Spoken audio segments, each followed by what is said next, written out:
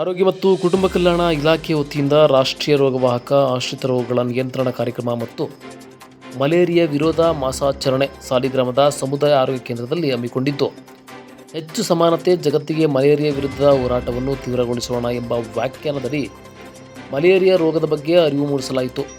ಇದೇ ಸಂದರ್ಭದಲ್ಲಿ ಆರೋಗ್ಯ ರಕ್ಷಾ ಕಮಿಟಿಯ ಸದಸ್ಯ ಮಂಜೇಗೌಡ ಅವರು ಮಾತನಾಡಿ, ಮುಂಗಾರಿನ ಮಳೆಗಾಲದ ಆರಂಭದಲ್ಲಿ ಹೆಚ್ಚುತ್ತಿರುವ ಸೊಳ್ಳೆಗಳಿಂದ ಮಲೇರಿಯಾ, ಚಿಕನ್ಗುನ್ಯಾ, ಡೆಂಗ್ಯೂ ಜ್ವರ ಹೆಚ್ಚಾಗಲು ಕಾರಣವಾಗುತ್ತದೆ. ಅದನ್ನು ತಡೆಗಟ್ಟಲು ಆಶಾ ಕಾರ್ಯಕರ್ತರು, ವೈದ್ಯಾಧಿಕಾರಿಗಳ ಶ್ರಮ ಅತ್ಯಮೂಲ್ಯವಾದದ್ದು. ಪ್ರತಿ ಗ್ರಾಮಗಳಲ್ಲೂ ಮಲೇರಿಯಾ ತಡೆಗಟ್ಟುವ ಅರಿವು ಕಾರ್ಯಕ್ರಮವಾಗಬೇಕು ಎಂದರು. ಕಾರ್ಯಕ್ರಮದಲ್ಲಿ ಜಿಲ್ಲಾ ಆರೋಗ್ಯ ಮೇಲ್ವಿಚಾರಕರು ಬಸವರಾಜು, ಹಿರಿಯ ಆರೋಗ್ಯ ನಿರೀಕ್ಷಣಾಧಿಕಾರಿ ರಮೇಶ್, ಡಿಎಚ್ಒ ಶ್ರೀನಿವಾಸ್, ರವಿಕುಮಾರ್, ತಾಲೂಕು ಹಿರಿಯ ಆರೋಗ್ಯಾಧಿಕಾರಿ ಕಚೇರಿ ಮಹೇಶ್ ಎಚ್ಜೆ, ಸಾಲಿಗ್ರಾಮ ತಾಲೂಕು ವೈದ್ಯಾಧಿಕಾರಿ ಡಾಕ್ಟರ್ ಅಶೋಕ್, ಗ್ರಾಮ ಪಂಚಾಯತಿಯ ಪಿಡಿಒ ತಿಲಕ್, ಉಪಾಧ್ಯಕ್ಷೆ ಶಶಿಕಲಾ, ಮಾಜಿ ಅಧ್ಯಕ್ಷೆ ಸುಧಾ, ರೇವಣ್ಣ, ಶಕೀಲ್, ಜಯರಾಮ್, ರಕ್ಷಾ ಕಮಿಟಿಯ ಸದಸ್ಯೆ ಜ್ಯೋತಿ, ಪ್ರಭಾಕರ್, ಸಿಬ್ಬಂದಿ ಶ್ರೀಮಂತ್ ಸೇರಿದಂತೆ ಆಶಾ ಕಾರ್ಯಕರ್ತರು ಹಾಜರಿದ್ದರು. ಆರ್ಜನೆ ಜೊತೆ ಬಸವರಾಜು, ಸಾಲಿಗ್ರಾಮ.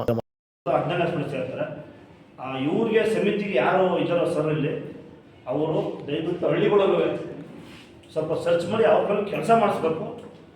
ಇವತ್ತು ಮಲೇರಿಯಾ ಏನಿದೆಯೋ ಅದು ಮಲೇರಿಯಾ ದೊಡ್ಡ ಕಾಯಿಲೆ, ಹೇಳೋಕ್ಕೆ ಸಣ್ಣ ಕಾಯಿಲೆ, ಅದು ಸಣ್ಣದು ಸೊಳ್ಳೆ